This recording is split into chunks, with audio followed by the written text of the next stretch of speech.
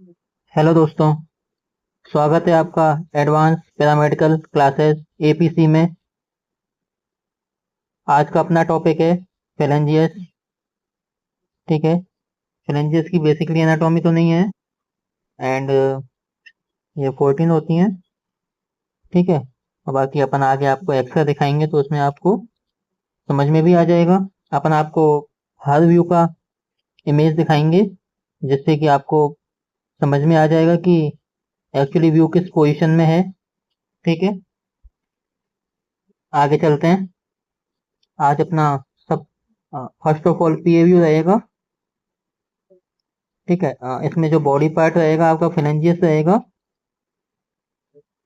और जो basic projection है वो पीए व्यू रहेगा। इंडिकेशन अपन ये व्यू क्यों कर रहे हैं? To see the fracture and dislocation and any pathological condition.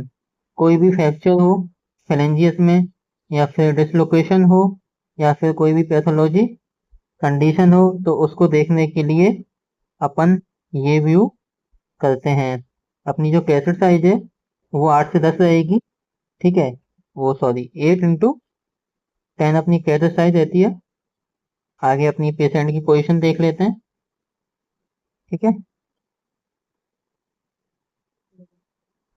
Ask the patient to sit near the X table. Patient को पूछेंगे और उसे एक्स टेबल के साइड में बैठाएंगे। The affected finger should be should rest on the table. जो भी उसकी फिंगर अफेक्टेड है उसको अपन टेबल पे रखवाएंगे and the anterior surface of finger contact with the cassette. जो अपने फिंगर का एंटीरियर सरफेस होगा वो कैसेट से कॉन्टेक्ट में रहेगा, मतलब कैसेट से या फिल्म से टच में अपने जो फिंगर का एंटीरियर वाला पार्ट है वो रहता है। ठीक है, the finger are separated to avoid superimpose. जो अपनी फिंगर है वो सेपरेट रहेंगी और सुपर इम्पोज नहीं करेंगी, अवॉइड रहेगा। ठीक है, जैसे कि आप अब डायग्राम में देख रहे हो, तो मैं बड़ा कर देता हूँ। ये देखो दोस्तों, ये अपनी फिंगर सेपरेट है। ठीक है, ये अपनी अफेक्टेड फिंगर है जहाँ पे अपन ने सेंटरिंग की हुई है। ठीक है, ऐसे अपन को कैसेट की पोजीशन पीएवीओ में रखनी होती है। ठीक है, आगे चलते हैं। ये अपनी कैसेट है नीचे और इसके अंदर अपन फिल्म लगाते हैं। ठीक है, आगे चलें। ठीक है,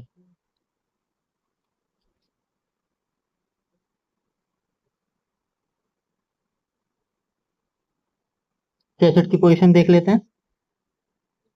अपनी कैसेट की पोजीशन इसमें क्या रहती है? The cassette is place under the affected finger. Cassette अपनी कहाँ रहनी चाहिए? फिंगर के नीचे। जो अपनी अफेक्टेड फिंगर है, देखो जो अपनी अफेक्टेड फिंगर है उसके नीचे अपनी कैसेट रहती है।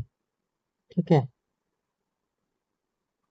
सेंटरिंग देख लेते हैं। Centering of X ray, central ray at right angle to the film over the interphalangeal joint. Central ray at right angle to the film over the interphalangeal joint. Centering अपन कहाँ करते हैं? इंटरफेरेंजियल जॉइंट पे अपन centering को करते हैं। या फिर अपन इसकी एक और सेंटरिंग लिख सकते हैं। Central ray over the mid point of the phalanges, mid point of the phalanges at right angle to the film. ठीक है, और अपन इसमें कॉलीमीटर का यूज लेते हैं। कॉलीमीटर का यूज लिया हुआ है, अब मैं आपको दिखा देता हूँ।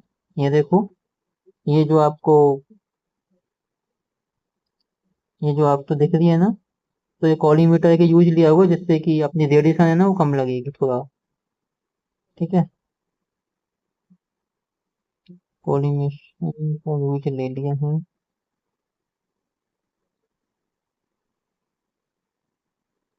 आगे अपना आगे देख लेते हैं।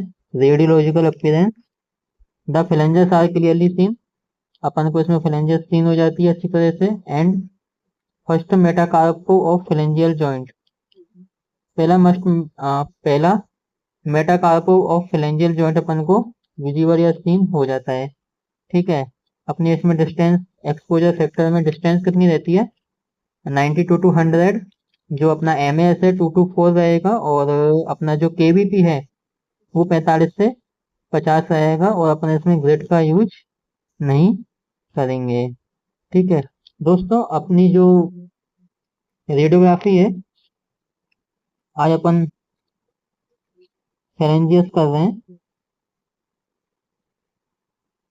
ठीक है, ये अपनी लगभग आज ही कंप्लीट करेंगे इसको हम। आज ये अपनी कंप्लीट हो जाएगी। ठीक है, इसके बाद अपन रिस्ट जॉइंट चालू कर लेंगे। ठीक है, जिससे कि आपको मैंने बताया था उसमें एक ट्रिक वगैरह अपन यूज में लेते हैं, वो अपन उसी में समझाएंगे आपको। हाँ, रिस्ट के अंदर 8 बोन्स होती हैं सर। ठीक है, चलें आगे। अपन आज दूसरा व्यू करेंगे फिलेंजियस का, लेटरल व्यू। ठीक है, अच्छा दोस्तों, अपना टेलीग्राम चैनल बन चुका है, जिसमें चेस्ट रेडियोग्राफी और हैंड रेडियोग्राफी की आपको पीडीएफ भी प्रोवाइड हो गई है।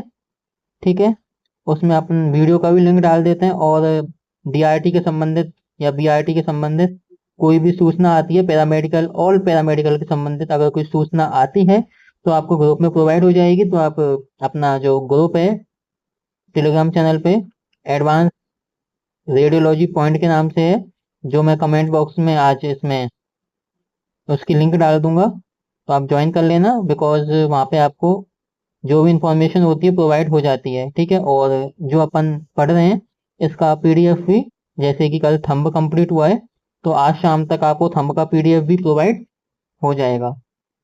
और अगर ये अपना फैलेंजियस आज कंप्लीट हो जाता है तो आपको कल शाम तक इसका पीडीएफ भी प्रोवाइड हो जाएगा। फिर आगे अपन कंटिन्यू रेडियोग्राफी को पढ़ते रहेंगे, जैसे जैसे टॉपिक कंप्लीट होता जाएगा वैसे वैसे हम आपको पीडीएफ भी प्रोवाइड करेंगे। अगर दोस्तों आपको क्लास अच्छी लग रही है तो इसे शेयर सब्सक्राइब जरूर करें, वीडियो को लाइक जरूर करें दोस्तों। ठीक है, आगे चलते हैं अपन आज की क्लास में। अपना एक व्यू तो हो गया है, टीए व्यू। अब अपना है लेटरल, जहाँ लेटरल आ गया वहां पे 90 डिग्री। ठीक है, आगे चलते हैं। अपना फेरेंजियस में लेटरल व्यू कर रहे हैं अपन, क्यों करते हैं, क्या देखने के लिए कर रहे हैं, फ्रैक्चर डिसलोकेशन और पैथोलॉजी कंडीशन। कोई भी पैथोलॉजी कंडीशन हो, या डिसलोकेशन हो गई हो, या कोई फ्रैक्चर हो गया हो, तो इसके लिए अपन ये व्यू डिस्क्राइब करेंगे। कैसेट साइज है वो अपनी 8-10 रहती है, 8x10। इसी में अपना जो फेलेंजियस है वो आराम से अपन को बिना किसी अफेक्ट के दिख जाता है। अफेक्ट मीन्स कटता नहीं है, जैसे कि साइड वाला पार्ट कट जाता है तो वो अपनी रेडिएशन भी उसको फालतू की दे दी हमने, तो उस चीज का ध्यान रखना पड़ता है। अपना अच्छे से पार्ट इसमें कवर हो जाता है 8-10 में फेलेंजियस का। ठीक है, थंब का भी इसमें भी हो जाता है, हैंड का भी लगभग इसमें हो जाता है। ठीक है, अगर बहुत हैंड कर रहे हैं तो अपन 10-12 ले लेते हैं, 14-17 ले लेते हैं।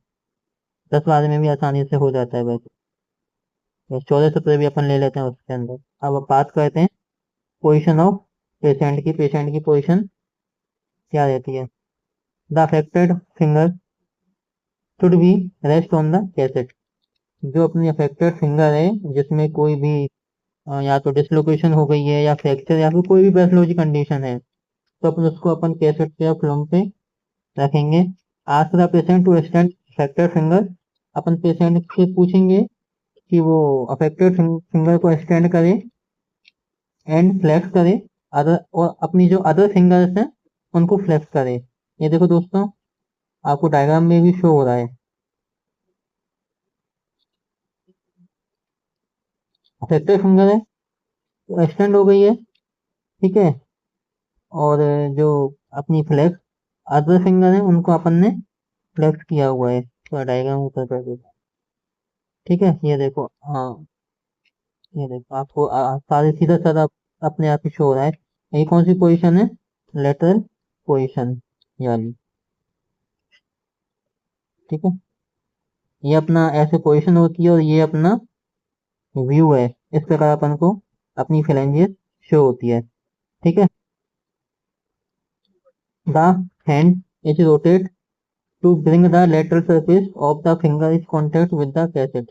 अपनी जो अपन हैंड को रोटेट करेंगे लेटरल सरफेस में ऑफ द फिंगर इस, और जो अपनी फिंगर है कॉन्टेक्ट होएगी कैसेट के साथ में। ठीक है।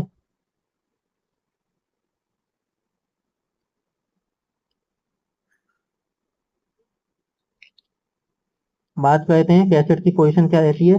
The cassette is place under the affected finger. जो अपनी कैसेट है उसको अपन जो अपनी अफेक्टेड फिंगर है उसके नीचे लगाते हैं। ये देखो, ये अपनी फिंगर है ये, और ये जो आपको दिख रही है ये अपनी कैसेट होती है, जिसका साइज क्या है अपना 8-10, और इसी के अंदर अपनी फिल्म होती है। इसके अंदर अपनी इंटेंसिफाई और स्क्रीन, इंटेंसिफाई स्क्रीन अपने इसके अंदर ही होती है। ठीक है, आगे चलते हैं। सेंटरिंग देख लेते हैं। Central ray over the central ray over the in midpoint of the phalanges at right angle to the phloem। अपन सेंटरिंग कहाँ करेंगे, phalanges के मिड पॉइंट पे। ठीक है। और इसमें अपन कॉलीमीटर का यूज करेंगे। एक्सपोजर टाइम पे अपन इसमें कॉलीमीटर का यूज करते हैं। आगे अपन रेडियोलॉजिकल अपीयरेंस देख लेते हैं कि अपन को इसमें क्या क्या चीजें अच्छे से सीन हो रही हैं। The other phalanges are clearly seen. अपन को जो अदर phalanges हैं वो भी अच्छे से सीन होती हैं। The other phalanges and metacarpal are superimpose each other. जो अपनी अदर phalanges हैं और मेटाकार्पल्स है वो आपस में एक दूसरे को सुपरइम्पोज करती हुई दिखाई देती हैं।